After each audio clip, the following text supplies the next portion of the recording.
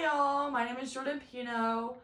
I am going to go over the understanding of second language development through complicity and dynamic systems theory. What is that? Well, don't fret, we're gonna go dive into it. So here's some background for y'all. Second language acquisition, better known as SLA, is often viewed as a linear and step-by-step process. Traditional models focus on isolated variables such as motivation and stuff like that. And these approaches do not fully explain the variability in real-life learners. And so newer perspectives have emphasized that learning is dynamic, interactive, context-dependent, and that's really important to highlight those three: dynamic, interactive, and context-dependent. Language development occurs through the interaction of cognitive, social, and environmental systems. Like this poster, this little picture thing, it has all three of them connecting to each other, connecting to the middle for language development. All right, moving on. The DST, Dynamic System Theory. We're going to dive into that too. So language development is non-linear and constantly evolving. It's changing all the time. It's pretty fun, pretty fresh. Learners experience progress, plateaus, and regression. It is not just a straight up going to the mountain. You're going to have little flat areas, go down a little bit, up, and stuff like that, just like how you would do in sports. I'm in sports, so I would know. Variability is expected and reflects active development. Change occurs through continuous interactions between the different systems. Transdisciplinary perspective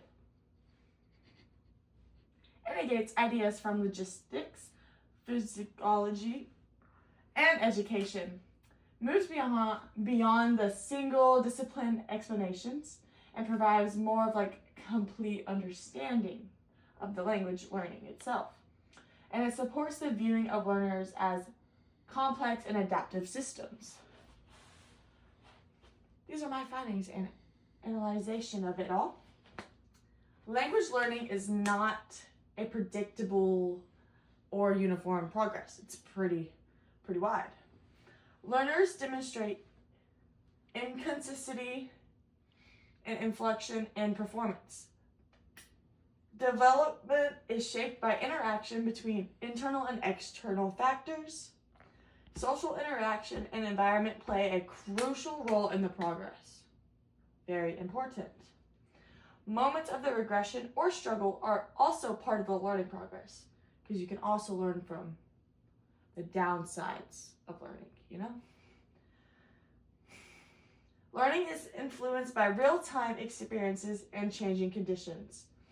Growth occurs over time, even when appears uneven. All right, we're moving on to key concepts over on this side of the board of the complexity theory. Language emerges from the interaction of multiple systems, like we were just saying. Systems include cognition, social interaction, and environment, just like we were talking about my findings. Small changes in one area can impact the overall development in all. Learning is unpredictable and cannot be reduced to one cost. Some research-focused questions that I really dived into to find my findings. How do complexity theory and the DST explain second language learning?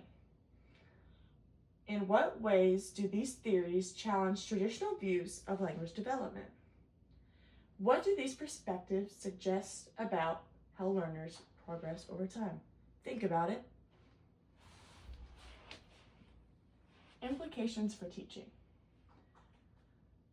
Teachers should recognize that Inconsistency is an important part of learning. Instruction should prioritize interaction, communication, and real-world use. Classrooms should support a flexible and more adaptive learning environments where they can feel safe to learn and feel safe to fail. Classrooms should also have teachings responding to the learner's evolving needs over time. So it shouldn't just be the basics, it should also evolve over time. And it should emphasize should shift from perfect accuracy to ongoing development, that constant progress, trusting it. Conclusion. It was just a lot of fun really looking at this and diving deep more into it. And so second language development is complex, dynamic, and constantly changing. It's always changing. We'll never stop changing. Learning does not occur in a straight line, but through variation and interaction. So like I said, it's not that constant going up motion, it's that up and down. Progress includes advancement and temporary regression. Now we don't want to just stay at regression, we still need to make progress, but regression will happen. Understanding learning, as a system provides more accurate